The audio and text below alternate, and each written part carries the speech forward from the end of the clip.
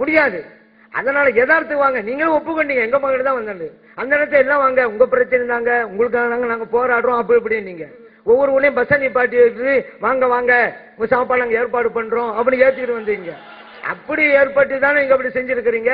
இதை வச்சு நீங்க எண்ணிக்கை வச்சு சொல்ல முடியாது. நீங்களே வாக்குமூலம் அளிச்சதுதான். இதை சுன்ன ஜமாத்துக்காரங்களும் வந்திருக்கிறாங்க அப்படி நீங்க சொன்னதுதான். நீங்க என்ன செய்யணும், சுன்ன ஜமாத்து யாரும் வரக்கூடாது, எங்க கொலையை ஏற்றுக்கொண்டவங்க தான் வரணும் அப்படின்னு உனக்கு அறிவிப்பு செய்யுங்க. ஒரு பெரிய கூட்டம் கூட்டுங்க, அப்ப மக்கள் நம்புவாங்க, சார் இவ்வளவு பேர் அங்க இருக்கிறாங்க.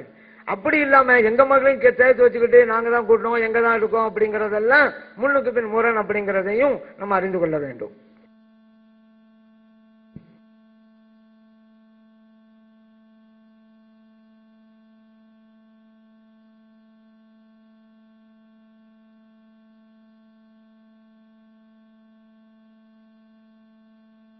ஹலோ, அப்துல்லா ஜமாலி அவர்கள் இந்த ஜும்மா விஷயத்தில சொல்லு கமா ரமாய்த்துமுனி சொல்லு கமா ரமாய்த்துமுனின்னு சொல்லிட்டு இருந்தாரு.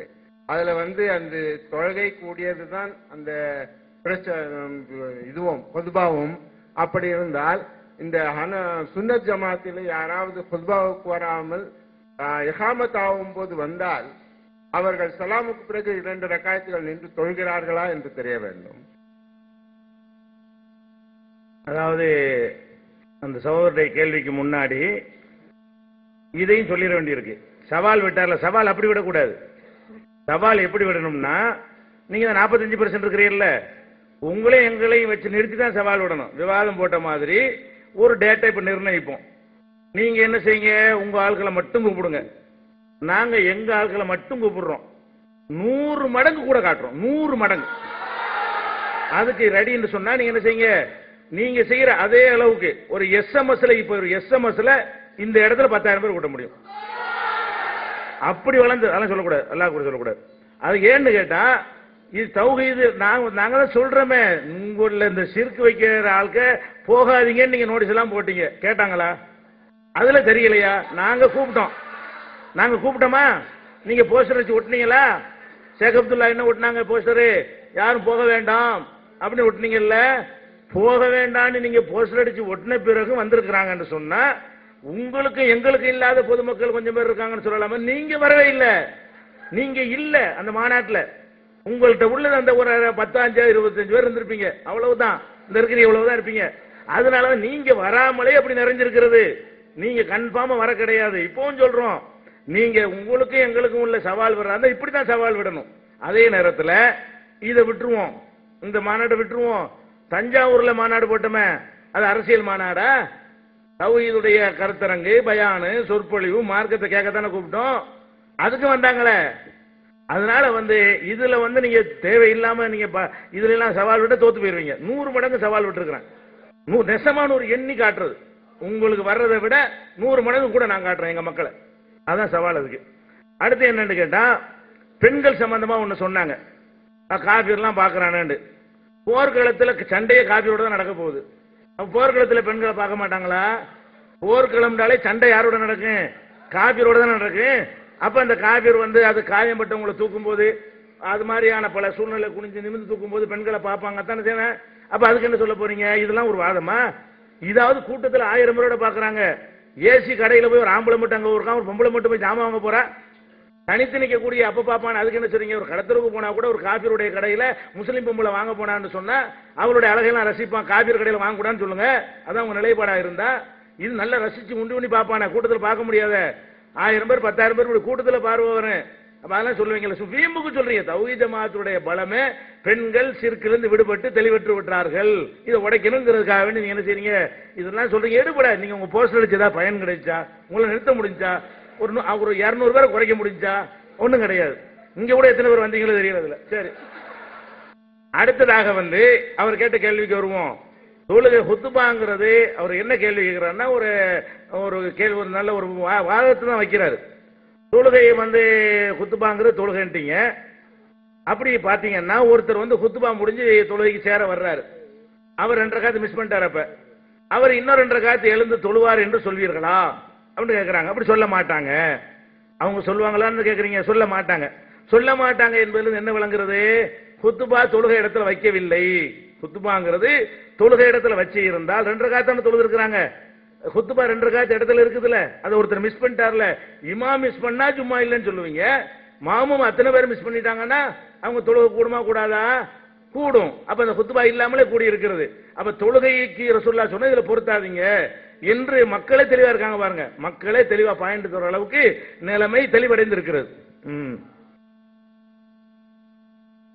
இந்த சவாலுக்கு சொல்றாங்க, நீங்க சொல்லிக்கலாம். அது மக்கள் கேட்கறதுக்கு முந்தி இல்ல ஒரு சவால் மாதிரி சொன்னதுனால நீங்களே மக்களை கேட்க விடாம சொன்னா இப்ப எழுதிக்கலாம், என்னைக்கு வச்சுக்கலாம், நீங்க தயாரா?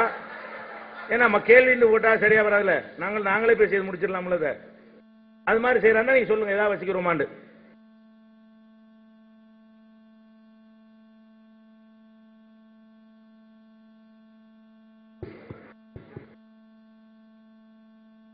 டைம் முடிஞ்ச பிறகும் பெல் அடிச்ச பிறகு அப்படி பேசுறாங்கன்னு தெரியல.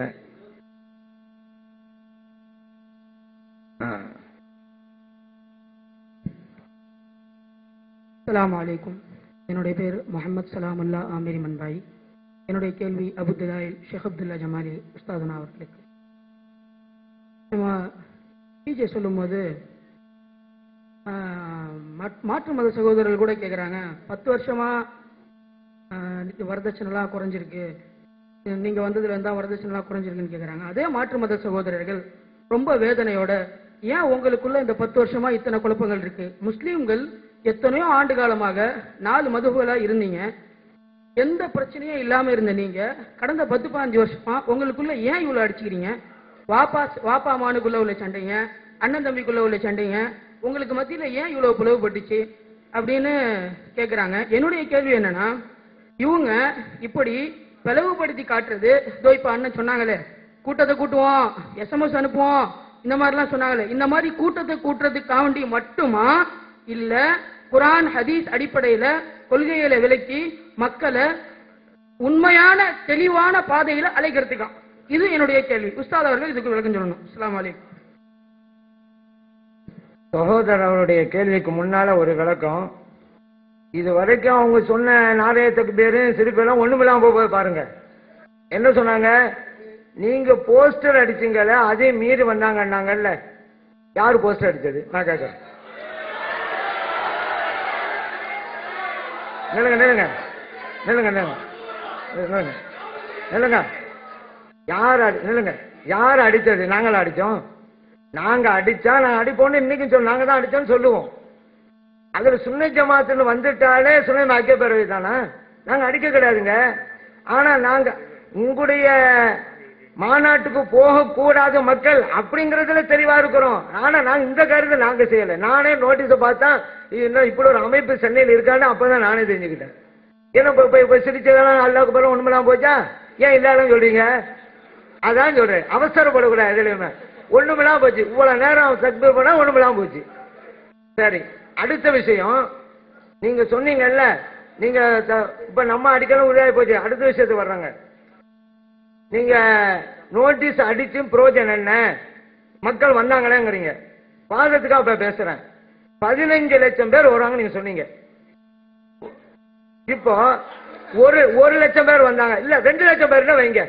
இப்ப போஸ்டர் அடிச்சதுனாலதான் 13 லட்சம் பேர் வரலான்னு ஒரு ஆள் சொல்லலாம்ல. அப்ப என்ன ஆகி போச்சு? நில்லுங்க நில்லுங்க. அதனால இதுவெல்லாம் ஒரு வாதாரமே கிடையாதுங்க. அதனால வாதனம் போல எப்படி போனா இன்னும் சொன்னீங்கல்ல, நாங்க யாரு தெரியுமா? SMS கொடுத்துனா 10,000 பேர். இப்ப நான் சொல்றேங்க, சவால் தாங்க. நீங்க SMS கொடுத்து 10,000 பேர் நிப்பாட்டுங்க. சவால் தான். SMS கொடுங்க. வேணாம் வேணாம், நம்ம தான் கூடாங்கிறம ஏன் நீங்க செஞ்சுட்டு இருக்கீங்க? நீங்க ஃபார்மாலிட்டி கண்டிக்கிற மாதிரி தான் இருக்கு. விளங்குதா? இல்ல நாங்க எந்திரிக்க சொன்னா நல்லா இருக்காது.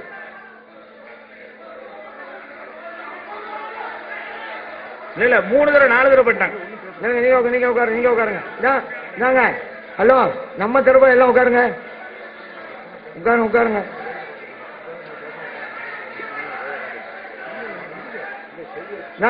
நாங்க நம்ம தரப்ப எல்லாம் உட்காருங்க. நிக்க கூடாது, உட்காருங்க.